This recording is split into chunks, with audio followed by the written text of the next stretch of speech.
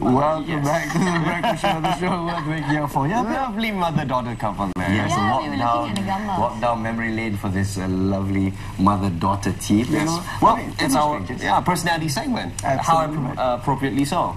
Of course, we'll take a spotlight and we'll shine it on our guests this fine Tuesday morning, ladies and gentlemen. Let's give a round of applause for Atilia and Salamiah Hassan. Yes. Yay. Good morning. Thank you for coming on the show. So good to see you all. Nice to be on the show. It's been a long time, you know. It's been a long time, yes. And we always enjoy it when you guys come here because... We always enjoy being here. You because we watch it all the time. They would explain. I know. Seriously, for years. Thank you so much. Thank you. What we always admire, especially when both of you come on set, you always light us up. That's the thing. It's like, you know, you draw power from each other. What's the secret, Kak? I think it's we are being truthful to ourselves. We are what we are, and this is us, right? Yep. And we try not to think about little problems, you know, because I think those will pass. So it's very important for us to be happy. She's 60, and I think she looks like this because she's always happy. You know, you never. That's a beautiful. She's got a beautiful smile. I don't hide my age because I am very proud to be 60. If I said I'm 40, Atilia is what? You know? I would believe you. I would believe you if you said you're 40. And if you say you're 18 also, I believe you. Okay. I'll be 37 this September. Oh my God! Goodness. Yeah, we always After get... this answer, we must ask their secret. Yeah. Just be happy. Just be happy. Be happy all the time. Success. Have cats. Yeah. Okay, I want to go out and buy like 8 cats after this. But of course, I want to say congratulations to the success of the musical. How was that? It was awesome. It was a lot of fun because we had a lot of kids on the show and they were really cute and talented, and both the directors, Hans and Harith, are amazing to work with. They're happy people as well. So the whole production was very happy and we had a lot of fun, you know, because Lat came every day to watch us. Every day? Wow. Almost every day to watch us. And, were you there every day as well? Almost too. Almost. She was my personal chef during that time. What does it take to perform a musical on such a grand scale? A lot. And a lot. You have to remember your lines, of course. You've got like a month and a half of rehearsals. You see the same people every day. It's like going to the office. You go in at 9, you finish at 6, and it's every day except Mondays.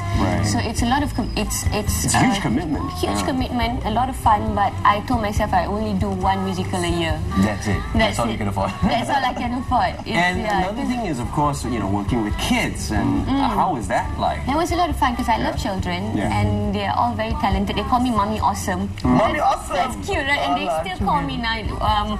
One boy called me up yesterday, Aiman. Hi, Mommy Awesome. You don't love me anymore. They're so cute. So yeah, I do miss the age range from 9 to 15. 9 to 15. Yeah. Okay. Ada bakat ni, Cik. Ada bakat ni. Awesome ni. Bagus. Speaking of child actors and, you know, young talents, you started as a very young talent as well. I started when I was 9 years old, but only singing jingles. She only allowed me to do that. Singing studios. Was there a particular reason why you didn't want to? She didn't want me to cut an album at all. Yeah, because I know she can sing, and I would love for her to just complete her studies first and to just, you know, release her tension. So I said, okay, you can sing jingle and earn some money for yourself. So she did that, and she also appeared in one of my albums. I allowed her to do one song, you know, so there was an outlet for her. Well, of course, being an artist, of course, you started in the 70s, and of course, you're still an icon until now. So, was it because of your experiences going through show business, you didn't want to expose Atilia to the hard stuff? Yeah, I want Atilia to be prepared to face what I have faced. It's really tough out there, and you have to be to mix around with a lot of people, all kinds of people, musicians, all kinds of musicians, all kinds of people come and approach you, and you have to be strong in this industry. And the only thing that I always thought my daughter, my children, I have a son and her brother, is just that when you reach the top, you always have to look down and also look up a little bit, but look down and know where you come from. And well, she completed her studies. She got a degree in advertising, and she works. And I told her that you will never ever lose your voice because you're born with it. It's true. And throughout all that, well, I mean, I'm sure you went through your rebellious years. Oh and so on and yes, so I was forth. always like, Ma, why can't I sing? You know, because you've got all these contacts. I can just, you know, use one of your contacts and make one phone call. I can cut an album. And she was like, no. She was very adamant about me finishing school and knowing what she probably didn't know. She put me through piano class. She prepared me that way. She put me through ballet and Wow, I didn't know you could dance ballet. Like, you could dance Violin ballet. class. All the necessary tools you need to be an artist, a full round artist.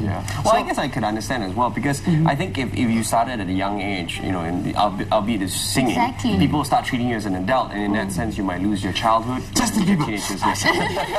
Case in point. I mean, look at Michael Jackson. I mean, when he was a kid, you know, and you know, beauties just treated him as an adult because you become an entity. Not just that, I think she knew I wanted to sing at that time, but I didn't know which direction I wanted to go musically as well. So she wanted you to discover. Exactly. So I'm thankful for that. At least I know. I released my first album when I was what? Late 20s, almost 30. I'd say that would be considered late bloomer. Very late. Especially nowadays, this age, you got reality shows, people are coming at 17, 18. But we want the staying power, so we want That's to true. It's a long run. It's a long run go that there counts, and be there all the time. So Was that your strategy as well? Yes, and actually, talking about Atilia again, a lot of my friends were saying, hey, I heard your daughter is coming out with an album. When is it coming out? When is it coming out? You get that every day. I get that mostly every day. The pressure. And then I said to myself, oh no, don't say anything, Anya, just hold your tongue. And I knew that. So one day she called me up. She said, Ma, I'm going to quit my job if these things goes well and blah, blah, blah. And I said, it was a very hard decision for very me. hard, you know. Was it? I mean, especially... Yeah, because I worked for 10 developed your years career, in advertising. I worked in a production house, and then I loved my job because that's what I studied. And then I was earning quite well already, and quitting my job, meaning, you know, being a singer, you don't know whether you're going to, how much you're going to get at the end of the month. So I was very worried. It's a leap of faith. Especially doing it so late in your career.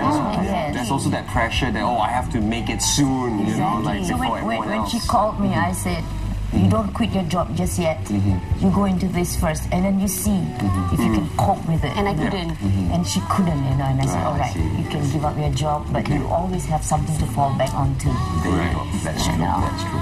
But in this case as well, when she decided to sign up for with Ruslan Aziz RP Productions, how did you feel about that? I know Ruslan very well, and I know he's a perfectionist, and I'm glad she was with Ruslan, and Ruslan teaches her a lot of stuff, which that one of it is to be patient, and also to know what you want, what kind of music to do, you know. So. And yes, I mean, when you came up, you were in terms of that was quite hard for me as well, because I got my green light from Mom, and then I went to Ruslan, and it took me a long time for me to release that album because he was a perfectionist, and we had a lot of things that we were going through at that time as well, because I was working, and then financially Ruslan and we were funding the money from whatever money we got, so that was quite hard. That took a number of years as well, so I had a lot of waiting to do before my first album